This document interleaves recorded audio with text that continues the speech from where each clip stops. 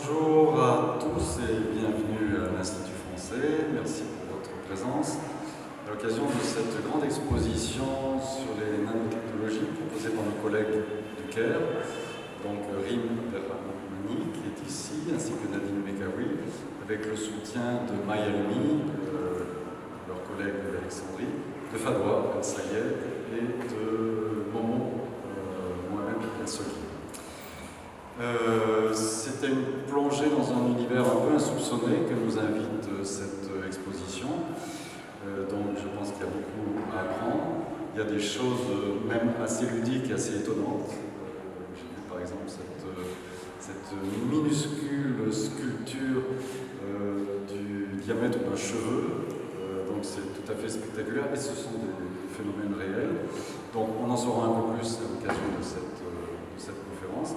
Merci encore une fois pour tous ceux qui ont monté, organisé, qui se sont engagés pour cet événement. Et j'espère que vous allez profiter des communications qui vous seront faites à cette occasion. مساء الخير، بنرحب بكم في المعهد الفرنسي بمصر في الاسكندريه. بنشكر كل القائمين على المعرض العلمي لاول مره في اسكندريه، فريق العمل العلمي بالمعهد الفرنسي بالقاهره على راسه الملحق العلمي ريم عبد الرحماني، وباقي فريق العمل نادين بالتعاون بالتنسيق مع فريق عمل اسكندريه فدوى ومي حلمي. بنشكر جميع الحاضرين كل اللي قاموا على المعرض العلمي لاول مره في اسكندريه. النهارده هتلاقوا اكتشافات كتيره هيقوموا بتقديمها الباحثين المتخصصين في هذا المجال، مجال النانو تكنولوجي لاول مره بنطرحه بالمعهد الفرنسي في اسكندريه. بنتمنى لكم محاضره سعيده، وهيكون في بعض التقديمات للعديد من الباحثين باللغه الانجليزيه. Première intervention pour tout nous expliquer sur le cadre, le contenu et l'objet de cette exposition, Rim Abdelrahmani. أول مداخلة للملحق العلمي بالقاهرة السيدة ريم عبد الرحمن. So, hi everyone, I'm sorry I cannot speak at all in Arabic, and I know that many of you speak English, so I think that it will be okay for everyone. If not, do not hesitate to just show me that you do not understand anything. I can do maybe some part in French. So I'm here today to present a project that is not mine. It's Taina Clouseau project. Taina is a French science journalist. She came, it was last year in September. She was supposed to stay only 2 months to work on her project, which was preparing an exhibition about science in Egypt.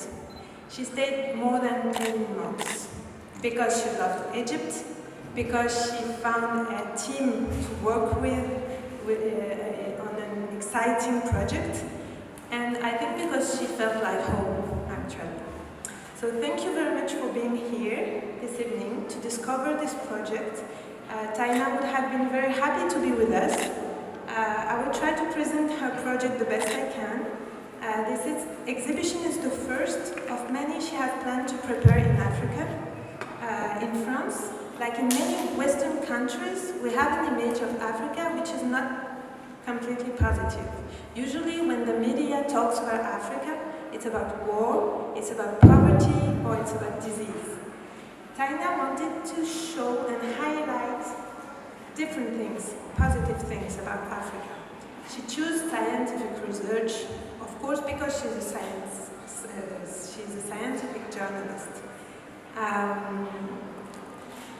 Her point was to highlight the progresses, to show the world that we can have different view and different aspect of science here in Africa, how the researchers here live their science, how they collaborate and they talk to each other, how they have science with international scientists also. She started here in Egypt in September, like I said, and she discovered how rich is science here in Egypt. Actually, if we can talk about ranks, Egypt is the third country in the world in terms of number of publications, scientific publications. It it's the second country in Africa that publishes the most. And if we talk about nanosciences, Egypt is the 20th in the rankings. So it's very, very good for an African country, a so-called developing country, if we can say that. And what she thought to prepare in 2 months took her 10 months to finalize and to give you an overview of what is nanophotonics, what is nanosciences in general, and how the researchers here work to make the advances in science. Nanosciences are a field in science who has a very broad application. That's why she chose this subject, because you can find application in medicine, renewable energy, construction work, different fields, and that's why she tried to highlight in her exhibition different examples. And that's why also we asked some researchers to come and to present their work to show you that there are many different applications. It's like the future technology. Maybe it could save the world one day. So she worked with the team of Professor Salah Houbeya in Zuel University, and she achieved this great project here in Egypt thanks to them. They worked hand by hand. She learned a lot about them, and on her behalf, I would like to thank them very much to have helping her like this. And well, I will not thank everybody. She wants to thank Professor Salah, of course, or his team, the Academy of Science, who supported her and helped her to collect data and information about science in Egypt.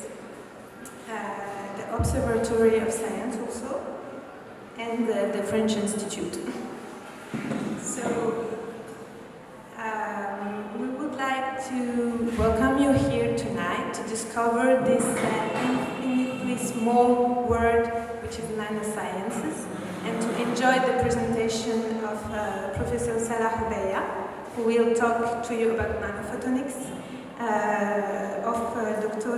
Marwa Yahya, who will talk about nanotechnology for medical applications, and Dr. Marwan Shuman, who will talk to you about nanotechnology for water desalination. I wish you a very nice evening, and if you have any question at the end, I'm here. Feel free to come to meet me. Thank you very much.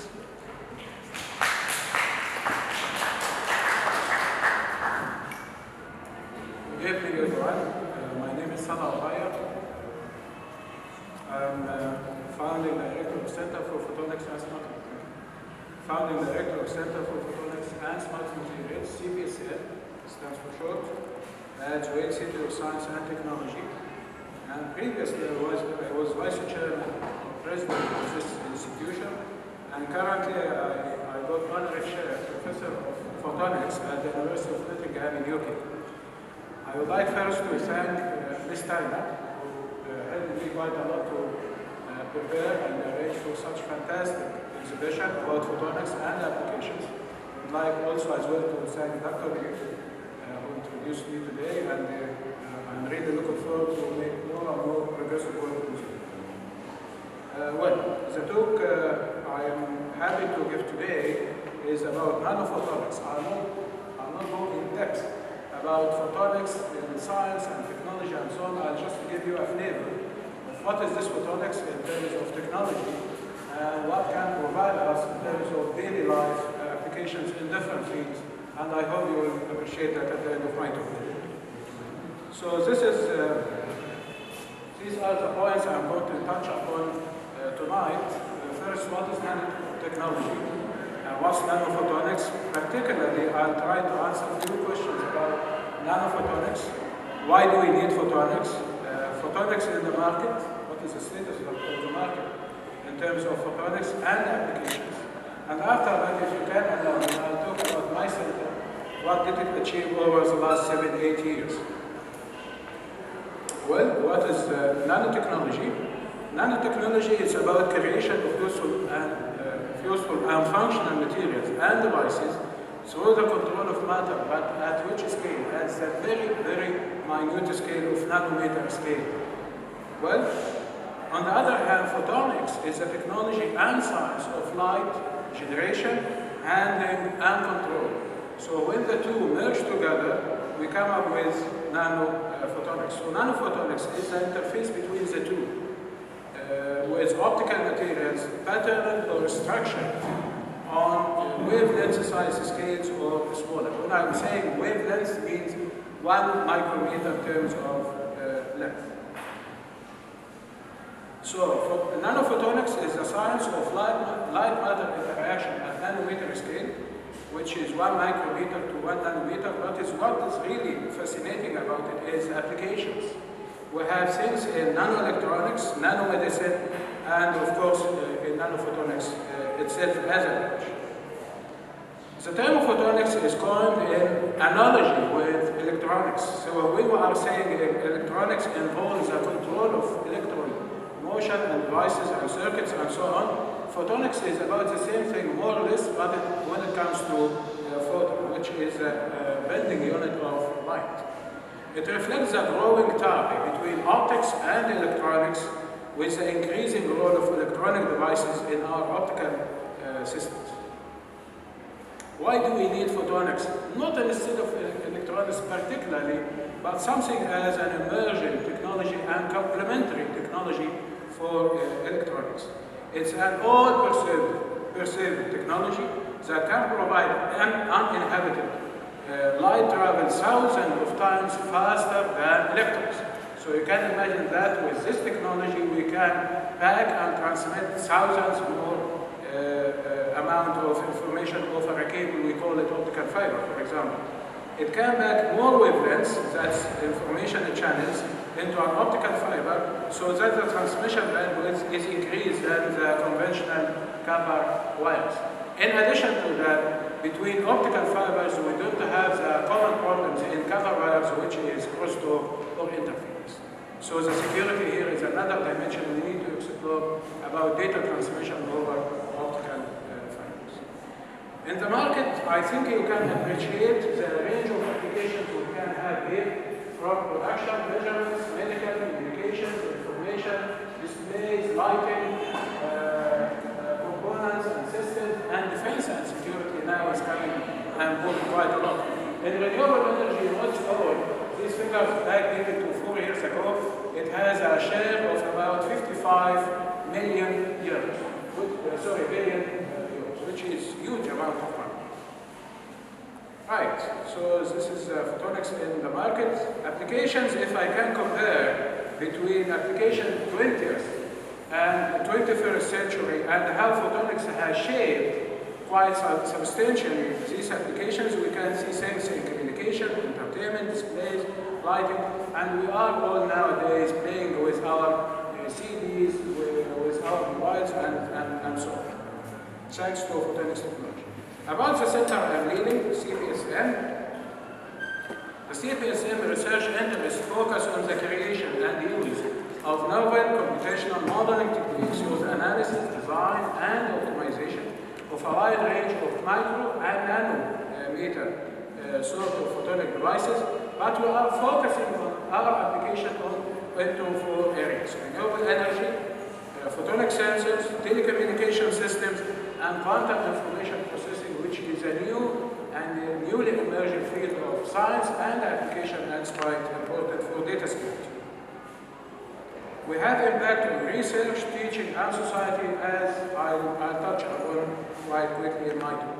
Quite recently, I have been awarded UNESCO Research Chair in innovative photonic technologies for sustainable development in Africa, and I think through this exploring this African dimension with this UNESCO chair, we can play a role in certain things.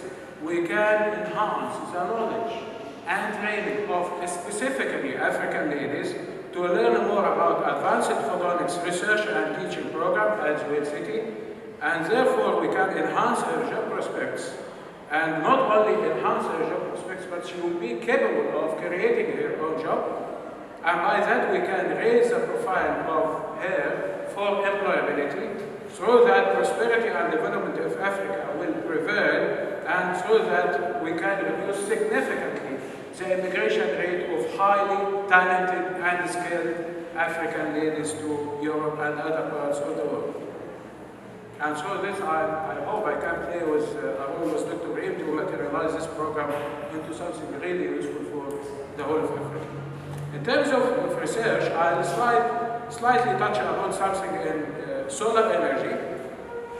We have in collaboration with University of Geneva and with funding received from STDF in Egypt.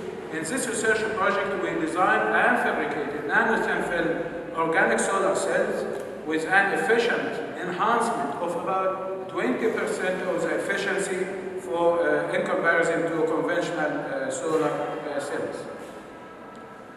And as an extension of this work, we have also won a national alliance funded by our National Academy of Science, ASRT, here in Egypt. And the fund we received from this program was about 20 million, almost $1 million.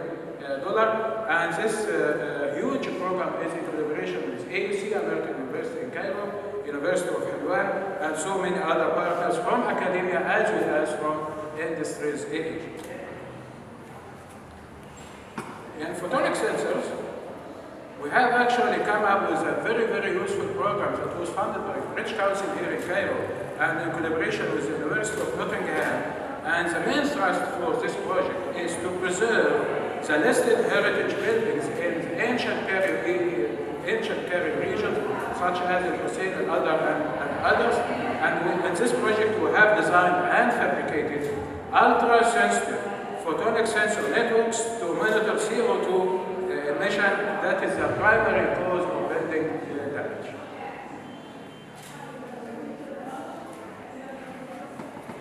In the field of biomedical sensing application, we have also got this program in collaboration with the University of Malaya at Malaysia, and this project was funded by STDF in order to come up with an innovative sort of non-invasive glucose monitoring sensor that can help the diabetes patients in order to monitor their glucose level without any sort of pain. The third area we have worked on quite extensively at the center is quantum optics and data encryption. I don't want to go through details about this project because it's really complicated. But what we have done, we come up with a combination, really new combination of quantum encryption techniques and quantum optics in order to provide highly secure, if not utmost secure, data transmission system for handling data with some special nature of security, particularly between financial institutions, and can be also applied in the military field. The fourth project, or the fourth area we have worked quite extensively on, which is a photonic, or what I call it, energy-aware photonic communication network, how we can bring together two diverse dimensions, which is energy consumption and also ultra-high data rate communication systems in a project funded by NETRA, which is National Telecommunication Regulatory Authority by the Ministry of Telecommunications here in Egypt. And in this project, we have really used the concept of polarization diversity to achieve what I said, which is coming together energy and ultra-high data transmission in optical communication systems. The impact, we have a number of points that we can show impact on, like teaching. We have come up with undergrad and postgrad programs in nanotechnology in general, and specifically in photonics, because we can see that photonics now is playing a role in all our life. And also we have an impact on society through attractive research fund, joint supervision of many postgraduate students with Egyptian, African, and European institutions. And this is just some of the universities that we have research collaboration, active research collaboration within Egypt and in other parts of the world. In outreach, we have engagement with school students, and one of the engagement channels that I'm quite happy and proud to be playing a role in is the exhibition we have done at French institutes, and we have also a regular sort of visits to the schools in order to excite our students in the schools about science and technology in general, and about photonics and nanotechnology in particular. In achievements, we have quite good number of publications that we have published over the last 7-8 years. We have almost 240 journal publications and receiving quite significantly a number of citations. And most recently, I have been awarded a Fellow of Optical Society of America. This is in addition to about 20 awards, national and international, not only received by me, but by other team members in the sector. Thank you very much. Any questions?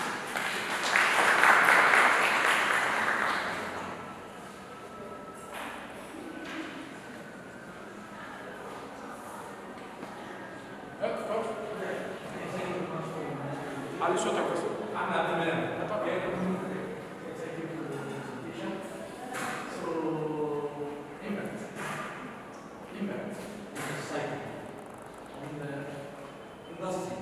Yes. Impact on the industry. What we have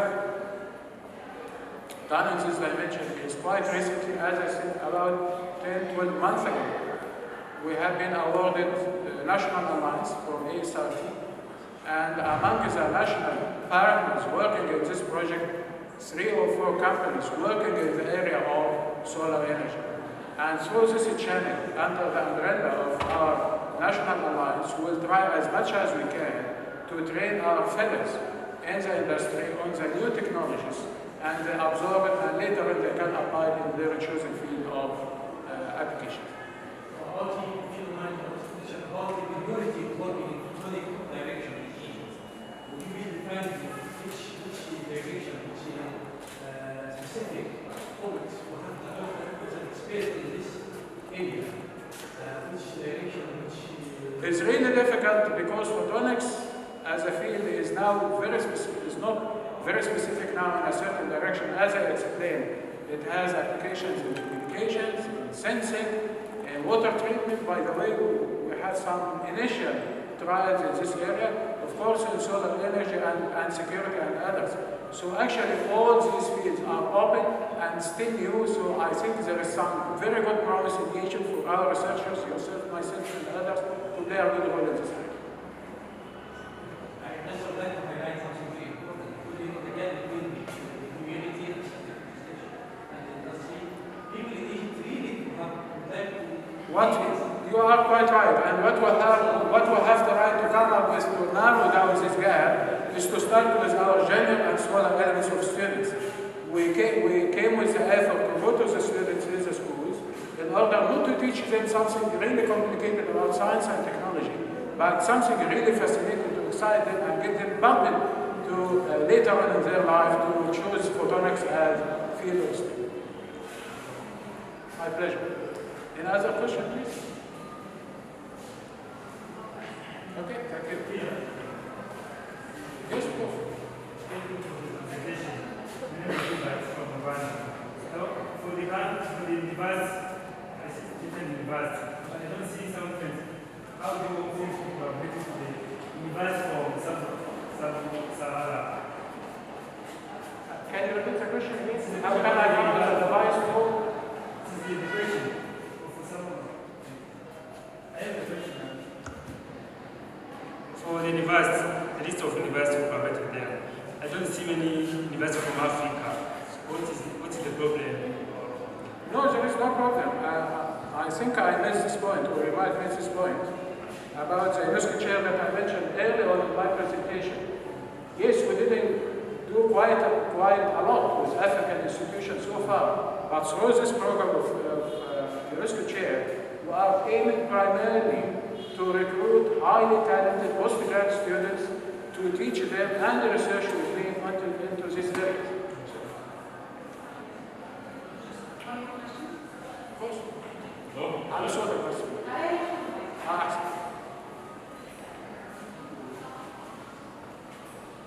Hello, my name is Mustafa Nabi. I'm an engineer and founder of a solar energy company. So this topic is very interesting to me. And would like to know what are you providing in the industry regarding the solar energy? So what actually the components are we enhancing? Do we have any new prototypes? Yes. How are we operating with the We have fabricated a number of prototypes, but most of them are around how we can enhance the efficiency of conventional solar cells from the number we all know, about 16-17%, Yeah. something like that. And we reached by this number to late 30, beginning of 40%, which almost doubles the efficiency. And the idea behind this, I don't want to go into complicated details. The idea behind this is we are fabricating a very thin a very thin film on top of the silicon solar cell, which is around photonic crystals. So if you can imagine, we have a thin film and are drilling circular holes in minute sort of dimensions, micrometer to nanometer. And these holes are arranged periodically, and through this we can absorb as much as we can from the solar. So we can say that we have a new technology enhancing the solar system. Exactly. That's very interesting. So what about the inverters? Are we only focusing on the services themselves, or the inverters that carry the energy and No, the inverters is another topic. Yeah. No, and my job is primarily how we can enhance this overall efficiency by maximizing the amount of solar energy absorbed from the solar system. This is my mission. Thank you. Any other questions? Of course.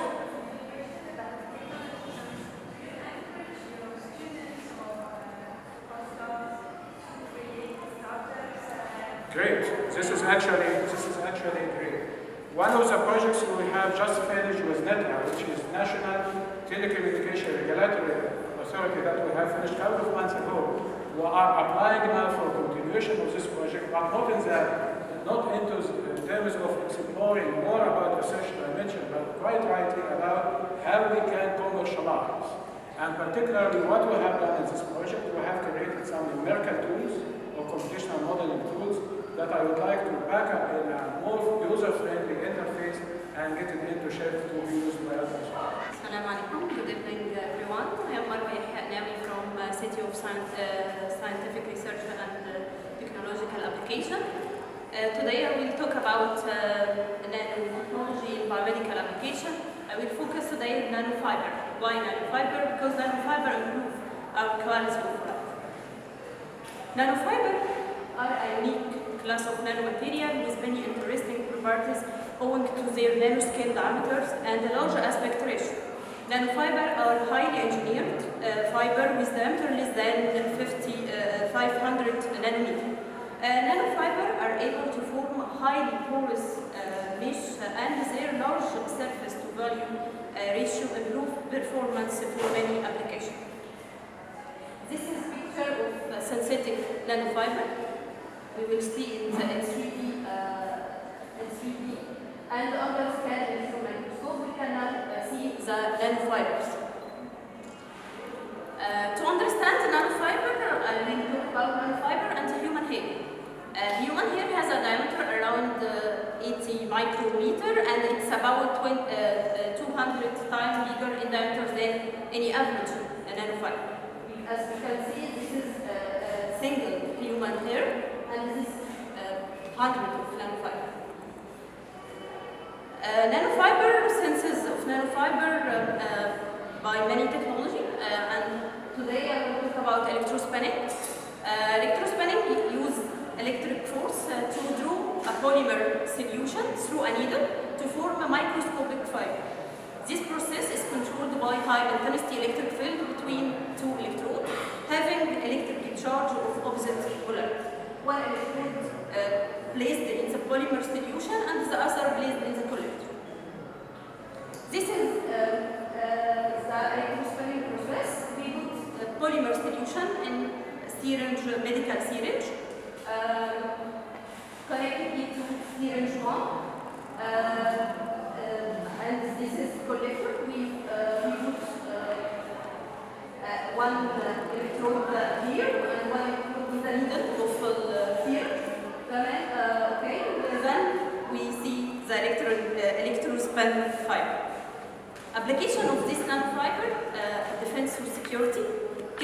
and biological protection sensor, healthcare by medical application, environmental energy, membrane and filter, energy, solar cell and fuel cell.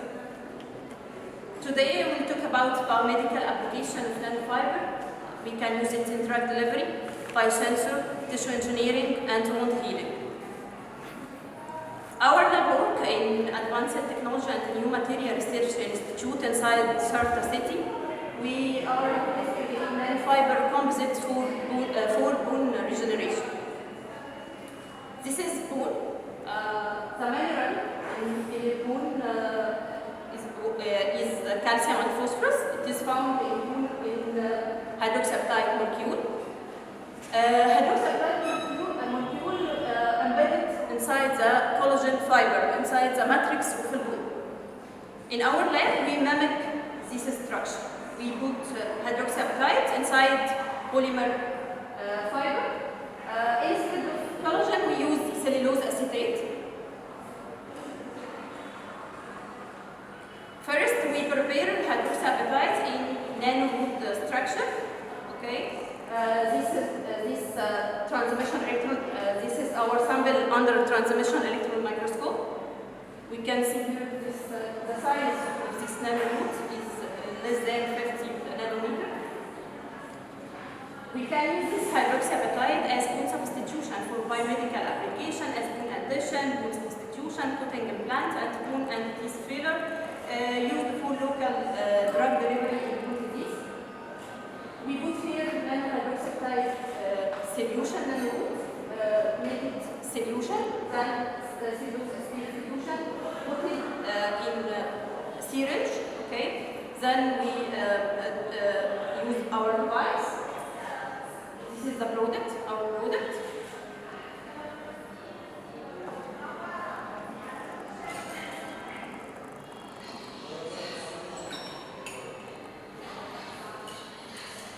This is our nanofiber.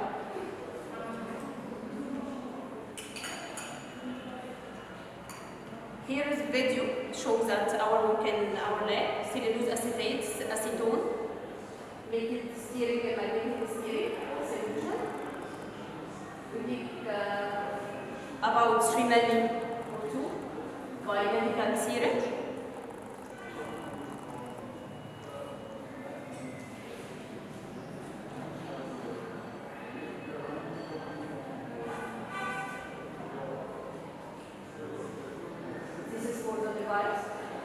We ensure that no air bubbling in the solution.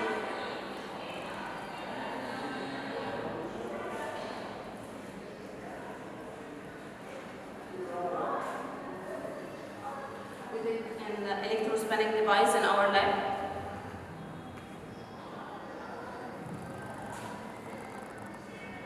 There is several parameters we can consider when we use this as the distance between the syringe and the collector. We must to measure angle between the syringe and the collector.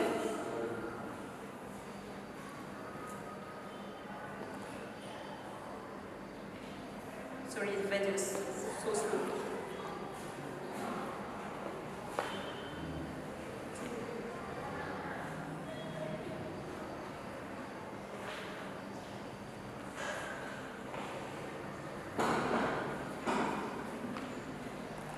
Here we adjust the flow rate of the polymer solution.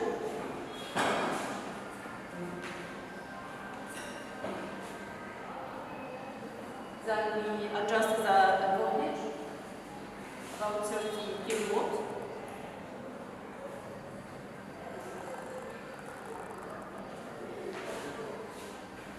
Now fiber will spin, polymer will spin and form nanofiber. This is the collector, aluminum foil. We can see now the fiber, white fiber on the aluminum foil.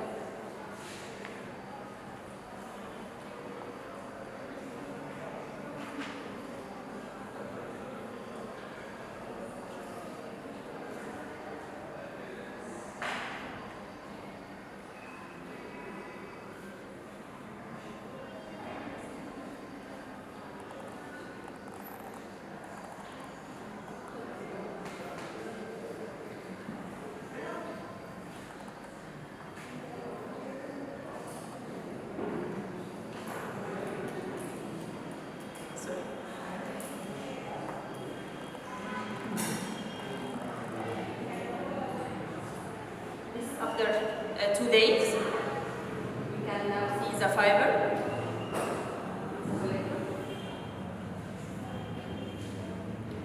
This picture shows the spring of the fiber from the needle to the collector. We track this fiber for scan electron microscope and ensure that hydroxyapatite embedded inside the fiber of cellulose acetate. After that, we take this fiber for pharmaceutical and fermentation industrial development center in our Cette to make preclinical and pharmacological studies. We can test the toxicity and test it on animal modeling. Thank you.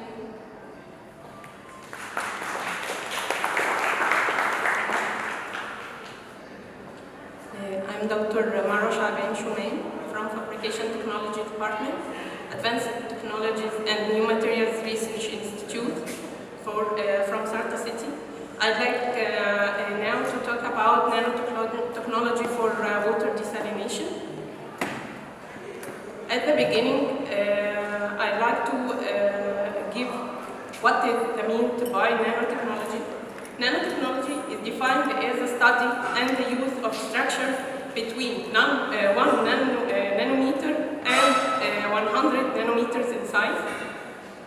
This graph represents the scale of nanoparticles. Second item I'd like to talk about is water.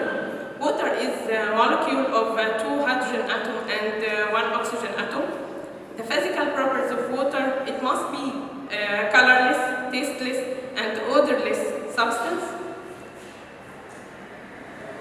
This graph will show the distribution of world water in Egypt, in world. The water in world is divided to 97% ocean and only 3% fresh water. The 3% fresh water will divide it to 79% ice caps, 20% groundwater, and only 1% of accessible fresh water.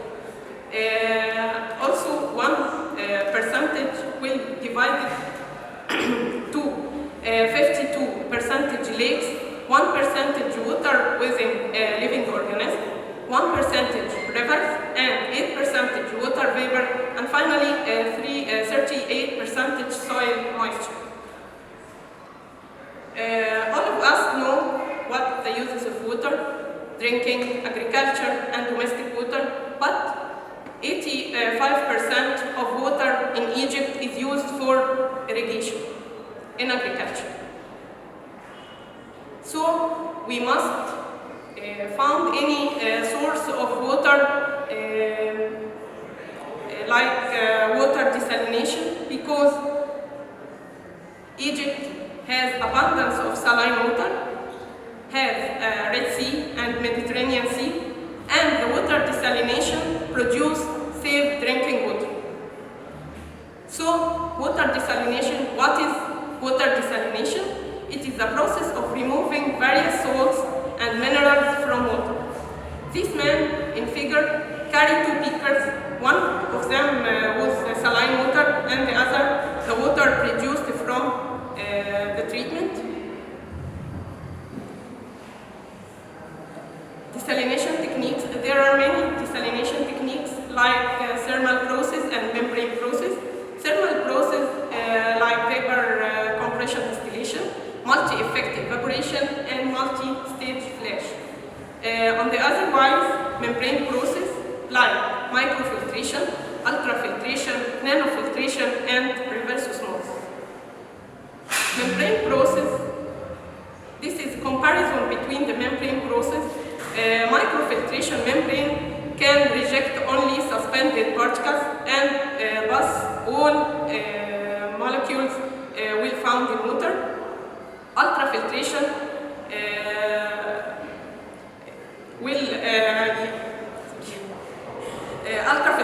nanofiltration will pass through water and some molecules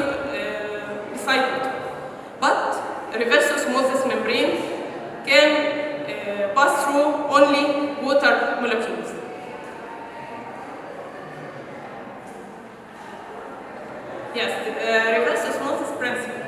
If we have two solutions, dilute solution and concentrated solution, by osmotic pressure, the solvent or pure water will pass from the dilute solution to concentrate solution to equilibrate the concentration. This is called osmosis. But reverse osmosis, we apply a pressure toward the more concentrated solution to pass the water across the membrane, the semi-permeable membrane, toward the pure water. Here, nanocomposite membranes is membranes with nanomaterials dispersed in their polymer matrix. Nanocomposite membranes could combine the basic properties of organic and inorganic materials, for example, the flexibility and processability of polymers and the selectivity and thermal stability of inorganic particles. This is the mechanism of passing the water through the membrane. We will apply pressure, so only water molecules will pass through the membrane and the salt molecules will discharge away from the membrane. Our work in Cette is preparation of the membranes to enhance the permeability and salt rejection. So we will find that the incorporation of functional nanomaterials into the membrane offers a great opportunity to improve the membrane permeability, fouling resistance, mechanical and thermal stability, as well as to render new functions for contaminants degradation and self-cleaning. This video shows our experiment in the laboratory of fabrication technology department in Cette.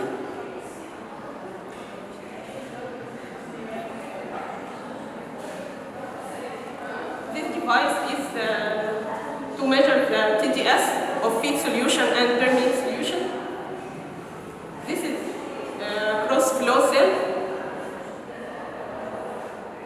Here the membrane will prepare to enter the cells.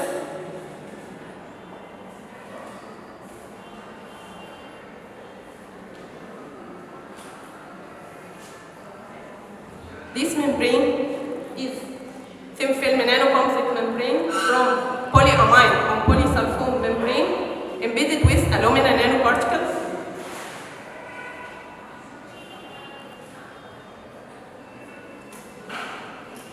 The membrane sheet must be as rectangle to enter inside the cell.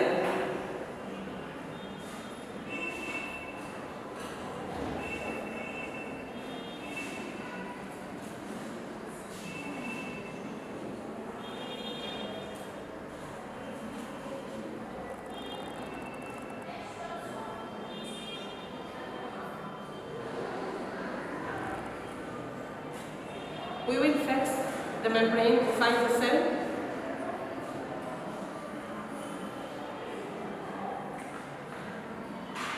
The cell is consists of two pieces, the bottom piece and the top piece. The top piece must put on the membrane and seal well.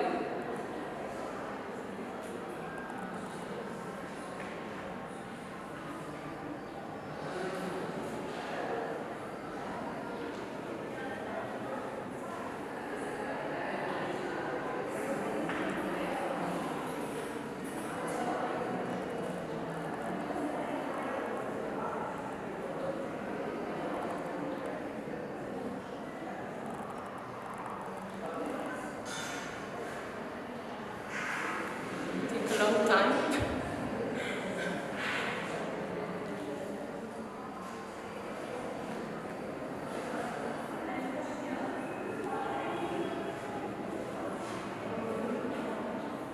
Here in this experiment, we use a feed water of 20,000 parts per million to mimic as a bracket water. Then, after applying pressure, the water will permeate across the cell. we produce water from this cell around 240 parts per million. So our membrane is reject more than 99% of salt.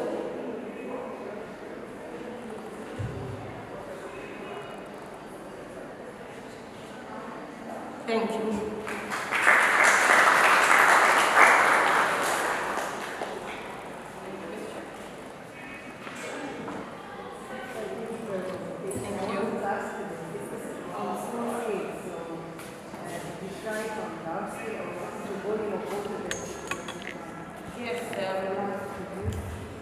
This is lab scale. Okay, I enter about 5 liters of feed water. Okay, the quantity of permit is not احنا ما قسناهاش قوي الفترة اللي فاتت لأن احنا sorry what important for us is the rejection. The rejection of membrane. When we use this membrane at large scale, we will هنشوف يعني نقيس بقى الكمية والبرميت قد إيه. فإحنا دلوقتي يمكن شوية الريجكشن. Yes. Because the polyamide membrane has high flux. But rejection, we must compromise the rejection with flux. Because when we have rejection, high rejection, we produce low flux. But we try to compromise this relation. This parameter I study during the test. Around every 1 minute I will take a reading. Yes. Thank you.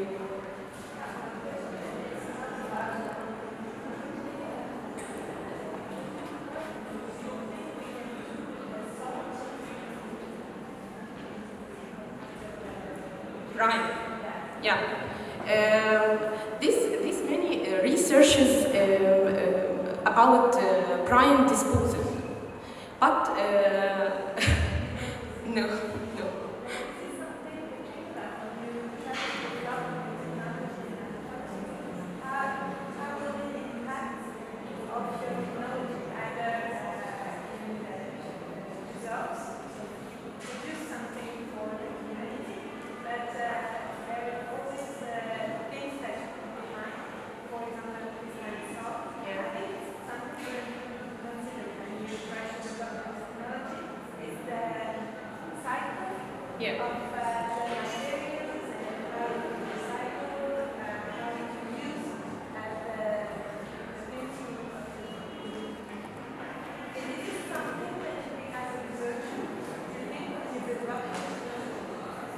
Nanotechnology? Yes. For example, nano-aluminum particles can enhance the properties of polyamide membrane. When we use polyamide membranes without any nanomaterials, rejection and flux will be not high, but the aluminum nanoparticles enhance this membrane.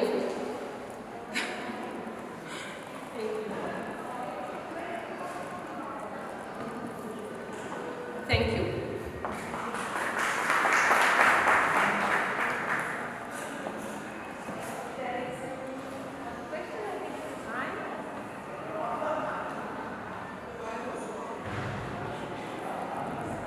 One of our researchers who came from far away, I don't know, is Dr. Sarah. I think he already in the cafe. So thank you very much for coming tonight. If you have any question about the exhibition, you can discover it right now. The beginning is over there, and the trajectory is like this. If I we are here. Yes.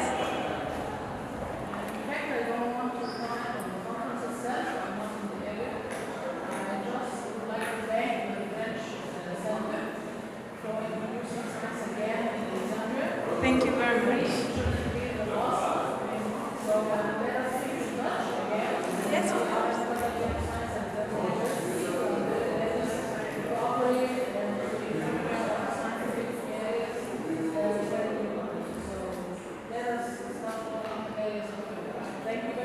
Thank you. Actually, we are trying to, of course, our job here at the French Embassy, the science department, is really to help the researcher to collaborate with French researchers. So usually our action is dedicated to researchers. But I think that really sharing the knowledge which is produced between French and Egyptian researchers, for example, or researchers, I'm sorry, I'm very, very tired, in general, is very important because it could help young people to dedicate their life to science. And I think that the world, if we have a future right now, the scientists will help us, because when we see the climate issues, when we see the problems with health, with poverty and so on, many scientists could find the answer of all of our problems. Could be in mathematics, in physics, in nanophotonics. It could be in biology, but it also the role of social sciences. We do not forget social sciences. So our goal in the French Embassy is to promote science in all its aspects, and we will try to do more events like this for the public. We are looking for people to help us to do that, because we do not have time to produce such very nice exhibitions. And I would like to thank again Taina for all her work with the Zewell researchers. If you have any idea of how we can highlight your work in your lab research, and if you have something to show to the public, please call us. Maybe we can help you to produce an exhibition or a mini film or something like that. Could be very nice. We can discuss it if you want. Thank you very much for coming, and I hope to see you again for another event. The exhibition will stay here for about 1 month, so you can enjoy it. You can come with your family and just talk about it to your friends. And if you have any question about the exhibition, we are staying here for a little bit, so do not hesitate to ask us about things. If you want a contact with Taina, do not hesitate. I can share her mobile or her email. So, thank you very much.